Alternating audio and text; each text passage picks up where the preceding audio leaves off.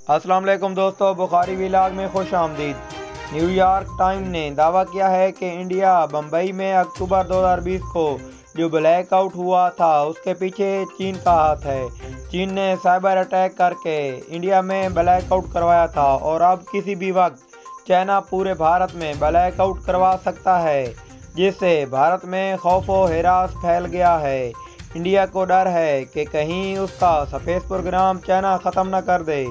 मैं आपको Indian media का वीडियो क्लिप भी दिखाऊंगा कि इंडिया मीडिया में किस तरह खिलबिली मची हुई है। आइए दोस्तों, देखते हैं इंडियन मीडिया का वीडियो क्लिप। आपको बता दें, अक्टूबर 2020 में मुंबई में ब्लैकआउट जो हुआ था उसके पीछे चीन की साजिश थी। मुंबई में हुए ब्लैकआउट पर न्यूयॉर्क टाइम्स का ये दावा है, चीन के साइबर अटैक से हुआ था मुंबई में ब्लैकआउट। अमेरिका की एजेंसी के हवाले से न्यूयॉर्क टाइम्स की ये खबर, जिसमें ये जिक्र किया गया है कि मुंबई के बाद अब पूरे देश में ब्लैकआउट की चीन की साजिश। भारत के पावर ग्रिड पर साइबर अटैक की चीन की साजिश। अमेरिका की एजेंसी के हवाले से न्यूयॉर्क टाइम्स की खबर, भारत में पावर ग्रिड पर साइबर अटैक कर सकता है चीन। तो अक्टूबर 2020 में आपको याद होगा मुंबई में पूरी तरह से ब्लैकआउट हुआ था, जिसको लेकर ये खुलासा, ये दावा किया गया है।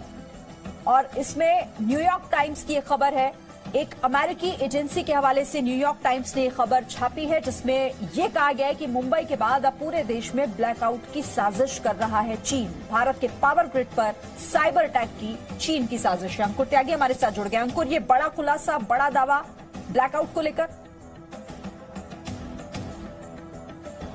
श्रीन, देखिए, इस मामले में दो चीजें मैं आपको बताने की कोशिश करूंगा कि पहली ये चीज, ये पहले ही जो हमारे पुलिस में और सरकार में जो सोर्सेस हैं उन्होंने ये वाली बात बताई हुई है कि इस तरह का जो अटैक जो 12 अक्टूबर को हुआ था, जिसमें मुंबई सहित एक बहुत बड़ा हिस्सा था महाराष्ट्र का, उसमें बिजली चली गई थी, तब इसकी एक ऑडिट करवाई गई थी। तब भी इस बात का शक जाहिर किया गया था कि किसी भी संभावना को दरकिनार नहीं किया जा सकता है।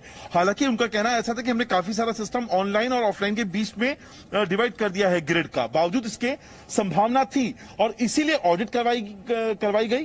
और ऑडिट के बाद जब रिपोर्ट्स आई थी, हालांकि अभी इस रिपोर्ट को सदन के पटल पे रखना बाकी है, क्योंकि मंत्री नितिन राउत हैं, बिजली मंत्री, और होम मिनिस्टर जो हैं अनिल देशमुख हैं, अभी तक उनकी तरफ से इस बात को लेकर कंफर्मेशन नहीं आई है। लेकिन जो सोर्सेज लगातार इस बात में इंडिकेट करते रहे हैं चाइनीज अटैक की संभावना पे, न्यूयॉर्क जो टाइम्स की जो रिपोर्ट है वो कहीं ना कहीं उस पर मुहर लगाती है। दूसरा, अगर आपने थोड़ा सा और पीछे लेके जाऊं, जून के महीने में, तो महज 4-5 दिनों में ही 40,000 से ज्यादा बार जो चाइनीज जो हैकर्स थे उन्होंने भारत में साइबर अटैक किया। और ये साइबर अटैक भारत के प्रमुख प्रतिष्ठान थे उनके ऊपर किए गए थे। बड़े जो अधिकारी हैं जिनके ऊपर बड़ी जिम्मेदारी होती है, उनके पर्सनल ईमेल पर इस तरह के अटैक हुए थे। कुल 40,300 अटैक, ये गबलान के ठीक बाद की बात मैं आपसे कर रहा हूं। तो जाहिर तौर पर ये जो कड़ियां हैं ये आपस में जुड़ती हुई दिखाई दे रही हैं। बिल्कुल, और ये कड़ियां जुड़ेंगी तो और भी खुलासे होंगे। लेकिन इस बात का जिक्र न्यूयॉर्क टाइम्स की खबर में है कि अब नजर पूरे भारत के पावर ग्रिड पर है।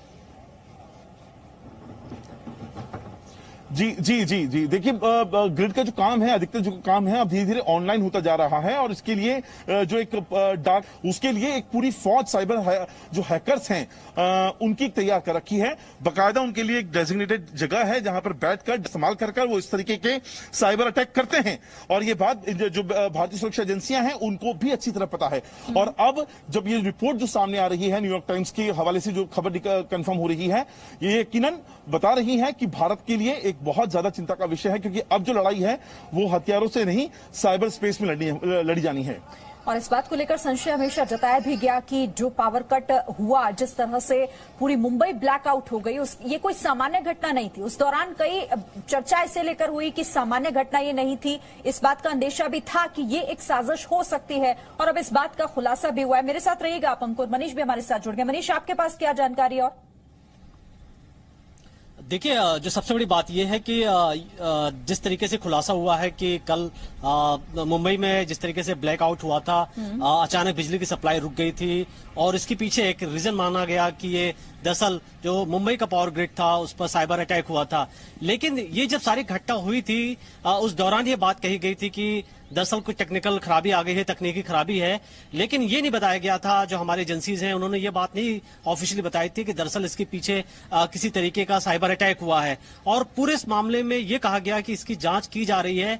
लेकिन पहले भी कई बार हमारी जो सिक्योरिटी एजेंसीज हैं, इंटेलिजेंस एजेंसीज हैं, उन्होंने बात कही थी कि चाइनीज जो साइबर अटैकर्स हैं वो फ्यूचर में कभी भी हमारे पावर ग्रिड्स को टारगेट कर सकते हैं। और इसलिए इन सब जगहों में बाकायदा एक रिपोर्ट तैयार की गई थी एमएचए में, जिसमें बात कही गई थी कि ऐसे जो चीजों में, ऐसे पावर ग्रिड्स में कोई भी चाइनीज सिस्टम्स ना लगाए जाएं, क्योंकि इससे खतरा हो सकता है या तो यूरोपियन देशों या अमेरिका से सिस्टम्स का इस्तेमाल किया जाए या भारत के जो डोमेस्टिक इंडस्ट्रीज से जो प्रोजेक्ट जुड़े हुए हैं उन्हीं का इसमें इस्तेमाल किया जाए।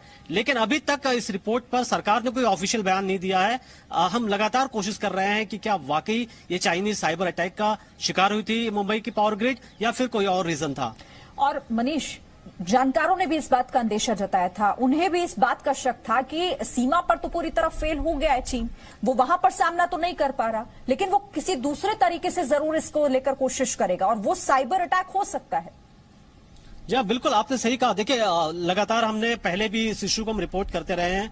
1.5-2 साल पहले भी एमएचए में ऐसी रिपोर्ट्स आई थी जिसको हमने देखा था, जिसमें बात कही गई थी कि भारत के जो पावर ग्रिड्स हैं वो काफी उसकी जो सिक्योरिटी है, उसकी जो पूरी सुरक्षा है उस पर ध्यान देने की जरूरत है और ऐसे जो चाइनीज सिस्टम्स हैं उनका ना इस्तेमाल किया जाए, क्योंकि ऐसे जो है इसमें मालवेयर्स होते हैं, ऐसे खतरा होता है कि वो खास तरीके के प्रोग्रामिंग कर सकते हैं। और सिर्फ पावर ग्रिड ही नहीं, हमारे जो स्पेस से जुड़े हुए तमाम सिस्टम्स हैं, इसरो है, उस पर भी इस तरीके का थ्रेट हो सकता है, फ्यूचर में इस तरीके का खतरा हो सकता है।